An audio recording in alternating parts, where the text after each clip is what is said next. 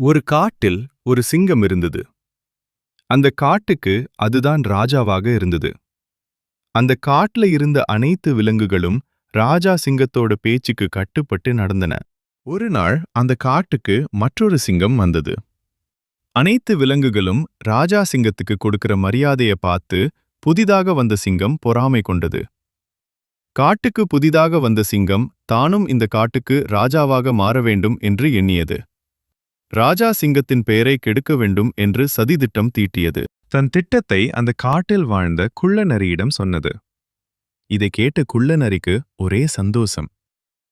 ராஜா சிங்கத்தை காட்டை விட்டு அனுப்பிவிட்டால் தன் இஷ்டப்படி வேட்டையாடலாம் என்று எண்ணியது. ஒருநாள் அந்த சிங்கமும் குள்ளநரியும் ஒரு ஆட்டைக் கொன்று அந்த பழியை ராஜா சிங்கம் மேல் போட்டது. காட்டில் இருந்த மற்ற விலங்குகளும் குள்ளநரியின் பேச்சை நம்பின. காட்டில் மற்ற விலங்குகள் தன்னை நம்பாததை உணர்ந்த ராஜா சிங்கம் காட்டை விட்டு வெளியேறியது.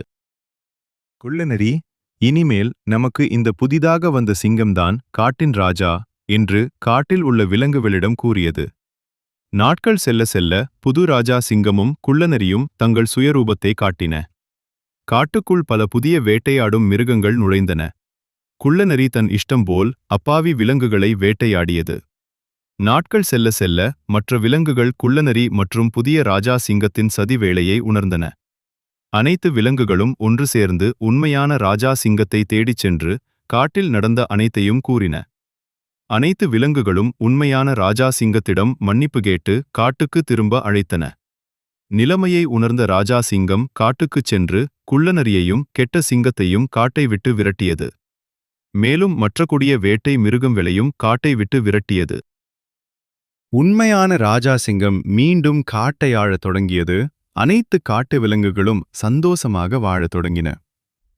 கெடுவான் கேடு நினைப்பவன் என்ற பழமொழிக்கேற்ப கேடு நினைத்த கெட்ட சிங்கமும் அதற்கு துணை போன குள்ளநரியும் ஒரு மகிழ்ச்சி நிறைந்த காட்டில் வாழ முடியாமல் போனது. எனவே பிறருக்கு கெடுதல் செய்யக்கூடாது, கெடுதல் செய்பவர்களுக்கு துணை போகவும் கூடாது. எங்கள் கதை பிடித்திருந்தால் எங்கள் சேனலை சப்ஸ்கிரைப் பண்ணுங்கள். நன்றி.